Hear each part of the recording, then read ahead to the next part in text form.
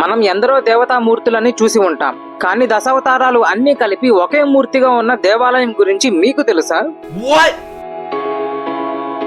నాకు ఈ మధ్య తెలిసింది. అది కూడా మన ఆంధ్రాలోనే, అనుకోనంత దగ్గరలోనే ఉంది. మహావిష్ణువు దశావతారాల గురించి అందరికీ తెలుసు, కానీ దాదాపు 10 అవతారాలకి సంబంధించిన దేవాలయాలు కలిగిన రాష్ట్రం ఏదో మీకు తెలుసా? ఇంకేది, మన ఆంధ్రప్రదేశే. ఆ దేవాలయాలు, వాటి విశేషాల గురించి, అలాగే ఆఖరిగా దశావతారాలు అన్ని కలిపి ఒకే మూర్తిగా ఉన్న దేవాలయం గురించి తెలుసుకుందాము. వీడియోని చివరి వరకు చూడండి. హాయ్ ఫ్రెండ్స్, అందరికీ నమస్కారం. Welcome to my channel. స్థితికారకుడైన శ్రీ మహావిష్ణువు భూమి మీద అధర్మం పెరిగి ధర్మం తగ్గి భూభారం పెరిగిన ప్రతిసారి దుష్ట శిక్షణార్థం, శిష్ట రక్షణార్థం ఒక అవతారాన్ని స్వీకరించారు. అలా స్వీకరించినవే మత్స్య, కూర్మ, వరాహ, నరసింహ, వామన, పరశురామ, శ్రీరామ, బలరామ, శ్రీకృష్ణ, భవిష్యత్తులో రాబోయే కల్కి అవతారాలు. ప్రళయకాలంలో ప్రపంచాన్ని కాపాడడానికి, రాక్షసుల నుండి వేదాలను రక్షించడానికి మత్స్యావతారం స్వీకరించబడింది. తిరుపతి దగ్గరలోని నాగలాపురంలో మత్స్యనారాయణ దేవాలయం ఉంది. ఈ గుడికే వేదనారాయణ దేవాలయం అని కూడా పేరు. ఈ గుడిలో జరిగే సూర్య పూజా ఉత్సవం ఒక అద్భుతం.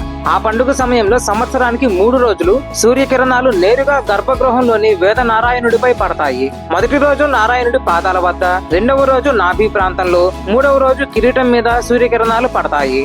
కూర్మావతారంలో మహావిష్ణువు ఒక తాబేలు అవతారం స్వీకరించి అమృతోత్పత్తి కోసం క్షీరసాగర్ మదనంలో సహాయపడతారు. ఈ అవతారానికి సంబంధించిన కూర్మనాథ స్వామి గుడి లేదా శ్రీకూర్మ దేవాలయం శ్రీకాకుళం జిల్లాలోని శ్రీకూర్మం అనే గ్రామంలో ఉంది. ఈ గుడి 10-11 శతాబ్ద ప్రాంతంలో నిర్మించబడింది. ఈ దేవాలయంలో 2 ధ్వజస్తంభాలు ఉంటాయి. అలాగే ఇక్కడ ప్రత్యేకమైన నక్షత్ర తాబేళ్లనే చూడవచ్చు.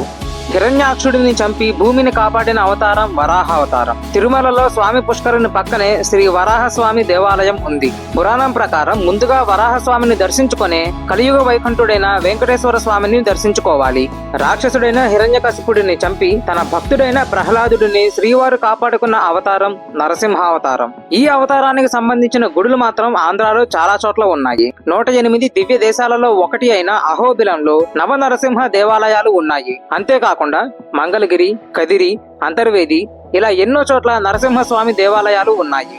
వామన, పరశురామ అవతారాలు 2 కూడా బ్రాహ్మణ వంశంలో అవతరించినవి. శ్రీ మహావిష్ణువు వామన అవతారంలో 3 లోకాలను కొలుస్తాడు. శ్రీ త్రివిక్రమ స్వామి గుడి చెరుకూరులో ఉంది. కార్తవీర్యార్జునుడిని ఎందరో క్రూరులైన క్షత్రియులని చంపిన అవతారం పరశురామ అవతారం. వేల సంవత్సరాల చరిత్ర మహాభారత పురాణాలలో పేర్కొనబడ్డ అత్తిరాల శ్రీ పరశురామ దేవాలయం వైఎస్ఆర్ కడప జిల్లాలో ఉంది.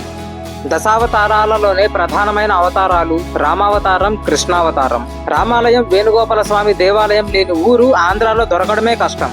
రామావతారానికి సంబంధించిన ఆలయం ఒంటిమిట్ట శ్రీ కోదండరామస్వామి దేవాలయం. కృష్ణావతారానికి కార్వేటి నగరం వేణుగోపాల స్వామి ఆలయం. సంకర్షణుడుగా పిలువబడే కృష్ణుడి సోదరుడు బలరాముడు చాతుర్వ్యూహాలలో ఒకరు. తిరుచానూరు అమ్మవారి దేవాలయంలోని కృష్ణుడితో సహా బలరాముడు దర్శనమిస్తాడు. కురుక్షేత్ర యుద్ధం తర్వాత బలరాముడు ఈ తిరుచానూరు దేవాలయాన్ని దర్శించాడు అనే స్థల పురాణం.